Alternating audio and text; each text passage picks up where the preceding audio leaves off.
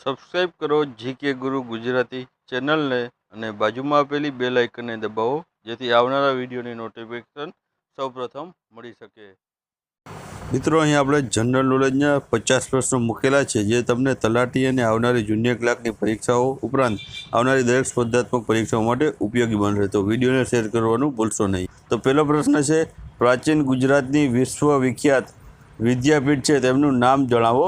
તો મિત્રો, પ્રાચીન ગુજરાતની વિશ્વવિખ્યાત વિદ્યાપીઠ છે તેમનું નામ છે વલ્લભી વિદ્યાપીઠ રહેલું છે।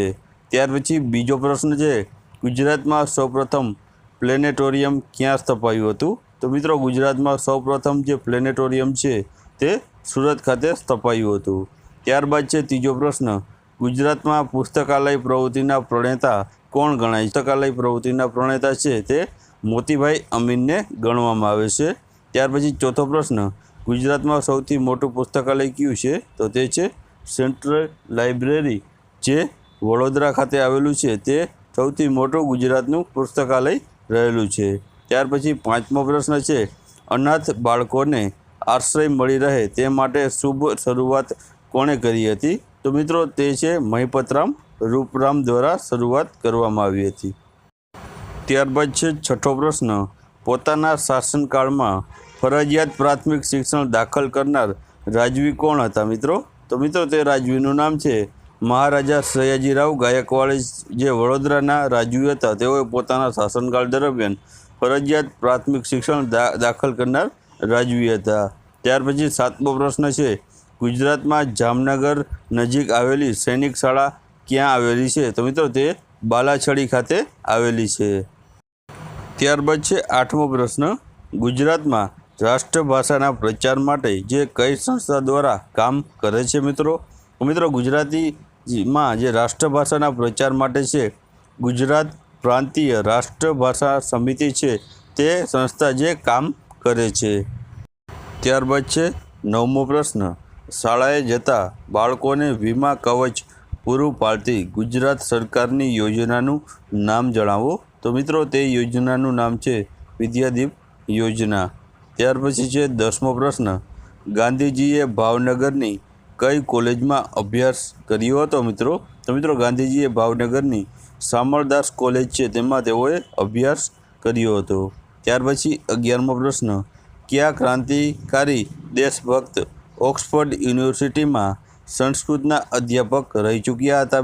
તો તે હતા મિત્રો શ્યામજી કૃષ્ણ વર્મા, જેઓ ઓક્સફર્ડ યુનિવર્સિટીમાં સંસ્કૃતના જે અધ્યાપક હતા મિત્રો। ત્યાર પછી 12મો પ્રશ્ન, ભારતમાં ટેલિકોમ ક્રાંતિ લાવવા માટે કયા ગુજરાતીની અગ્રીમ ભૂમિકા ભજવી હતી? તો મિત્રો તે ગુજરાતીનું નામ છે સામ પિત્રોડાએ, જે ભારતમાં ટેલિકોમ ક્રાંતિ લાવવા મહત્ત્વની જે ભૂમિકા ભજવી હતી। ત્યારબાદ 13મો પ્રશ્ન, ગુજરાતમાં જન્મેલા કયા ગણિતયજ્ઞએ શૂન્યનો આવિષ્કાર કર્યો હોય તેવું માનવામાં આવે છે? મિત્રો તેનું નામ છે બ્રહ્મગુપ્ત, જેઓ ગુજરાતમાં જન્મેલા ગણિતજ્ઞ છે જેઓએ શૂન્યનો આવિષ્કાર કર્યો હોવાનું મનાય છે। ત્યાર પછી 14મો પ્રશ્ન, પ્રજ્ઞાચક્ષુઓ માટે ગુજરાતમાં કઈ સંસ્થા કાર્યરત છે અને તે ક્યાં આવેલી છે? તો મિત્રો તેમનું નામ છે અંધજન મંડળ, અમદાવાદ ખાતે આ સંસ્થા જે આવેલી છે। ત્યારબાદ છે 15મો પ્રશ્ન, સ્ત્રીઓને સ્વાવલંબી બનાવવા માટે સ્થપાયેલી જ્યોતિસંઘ સંસ્થાના જે પ્રણેતા છે તે કોણ હતા? તો મિત્રો તેના જે પ્રણેતા હતા તે હતા ચારુમતીબેન યોદ્ધા। ત્યાર પછી 16મો પ્રશ્ન છે, અમદાવાદમાં સૌપ્રથમ કન્યા શાળા જે કોણે સ્થાપી હતી?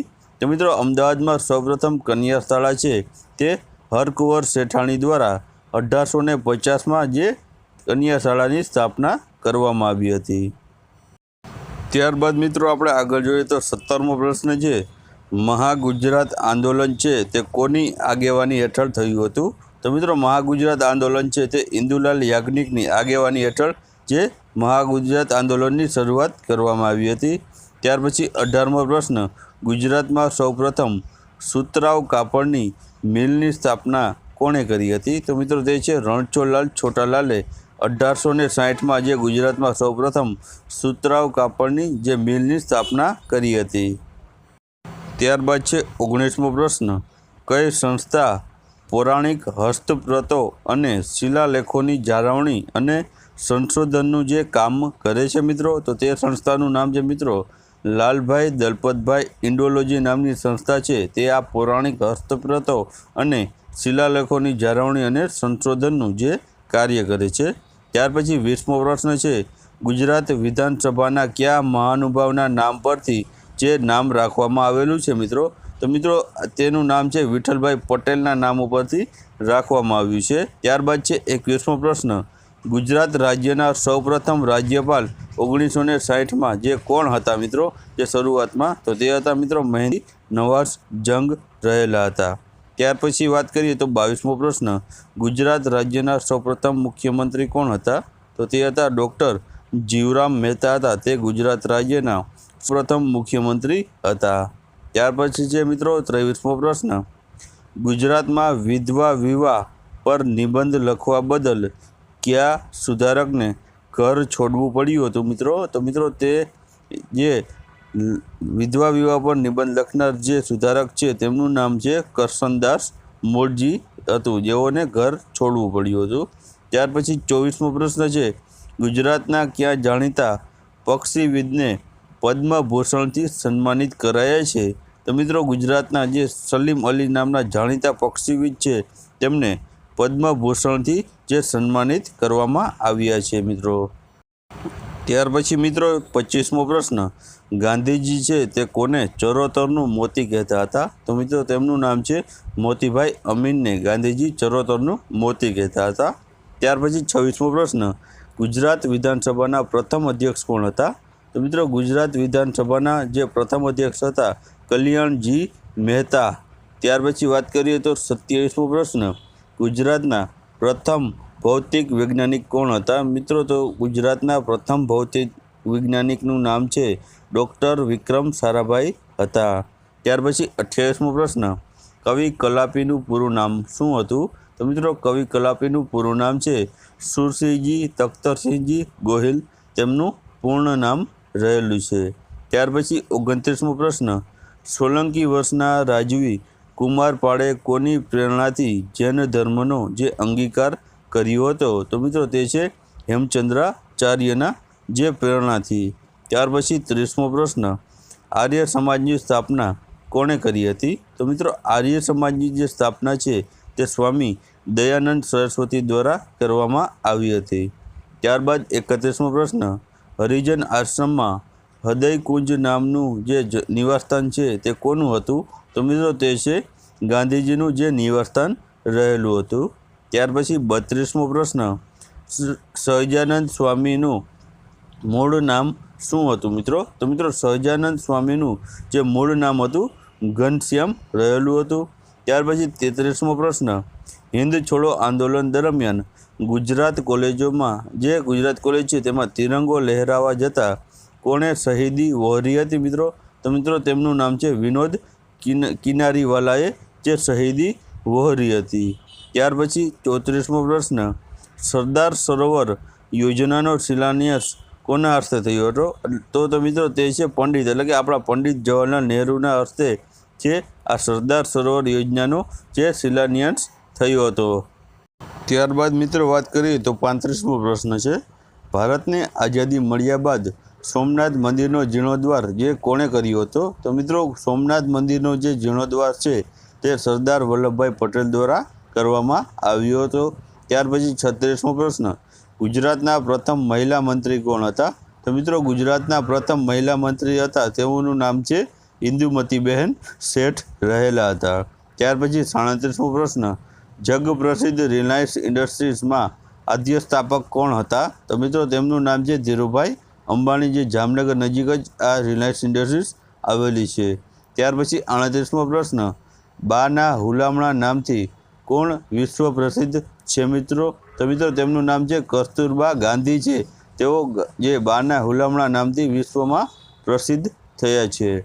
ત્યાર પછી 39મો પ્રશ્ન, 35 કિમી પહોળી ઇંગ્લિશ ખાડીને 12 કલાકમાં પાર કરનાર જે ગુજરાતનો જે યુવાન તરવૈયો કોણ હતો મિત્રો? તો મિત્રો તેમનું નામ હતું સુફિયાન શેખ હતું. ત્યાર પછી 40મો પ્રશ્ન, ગાંધીજીના માતા પિતાના નામ જણાવો. તો મિત્રો ગાંધીજીના માતાનું નામ હતું પુતળીબાઈ અને પિતાનું નામ હતું કરમચંદ ગાંધી રહેલું હતું. ત્યાર પછી 41મો પ્રશ્ન, પોરબંદરમાં આવેલું ગાંધીજીનું મકાન કયા નામે ઓળખાય છે મિત્રો? તો મિત્રો તેમનું જે મકાન હતું પોરબંદરમાં તે કીર્તિ મંદિર તરીકે હાલમાં જે ઓળખાય છે. ત્યાર પછી 42મો પ્રશ્ન છે, ગુજરાતમાં આદિવાસી અને હરિજનોના બાપા તરીકે કોણ ઓળખાય છે? તો મિત્રો તે હરિજનો અને આદિવાસીઓના બાપા તરીકે અમૃતલાલ વિઠ્ઠલદાસ ઠક્કરને, જેને આપણે ઠક્કર બાપા તરીકે ઓળખીએ છીએ, તે આ બધેના બાપા તરીકે ઓળખાય છે. ત્યારબાદ છે 43મો પ્રશ્ન, સશસ્ત્ર ક્રાંતિના હિમાયત કરનાર સૌપ્રથમ ગુજરાતી કોણ હતા મિત્રો? તો તે હતા મિત્રો શ્યામજી કૃષ્ણ વર્મા. મિત્રો અગાઉ પણ પ્રશ્ન આવેલો હતો કે શ્યામજી કૃષ્ણ વર્મા છે તે ઓક્સફર્ડ યુનિવર્સિટીમાં જે સંસ્કૃતના અધ્યાપક રહી ચૂક્યા છે. ત્યાર પછી 44મો પ્રશ્ન, પરદેશમાં સૌપ્રથમ ભારતીય રાષ્ટ્રીય ધ્વજ ફરકાવનાર ગુજરાતી કોણ હતા? તો મિત્રો તેમનું નામ છે મેડમ ભીખાઈજી કામાઈ છે. તે પરદેશમાં સૌપ્રથમવાર રાષ્ટ્રધ્વજ ફરકાવ્યો હતો. ત્યાર પછી 45મો પ્રશ્ન, ગુજરાત રાજ્યના ઉદ્ઘાટક કોણ હતા? તો મિત્રો તેમનું નામ છે રવિશંકર મહારાજ દ્વારા ગુજરાતનું જે ઉદ્ઘાટન કરવામાં આવ્યું હતું. ત્યાર પછી 46મો પ્રશ્ન, હરિજનોના ઉત્કર્ષ માટે ગાંધીજીએ કયું ગુજરાતી વિચારપત્ર જે શરૂ કર્યું હતું? તો મિત્રો તેમનું નામ હતું હરિજન બંધુ નામનું. ત્યાર પછી છે 47મો પ્રશ્ન છે, સ્વામી દયાનંદ સરસ્વતીનો જન્મ ક્યાં થયો હતો? તો મિત્રો તે છે ટંકારામાં થયો હતો અને તેમાં જિલ્લો છે તે મોરબી લાગુ પડશે.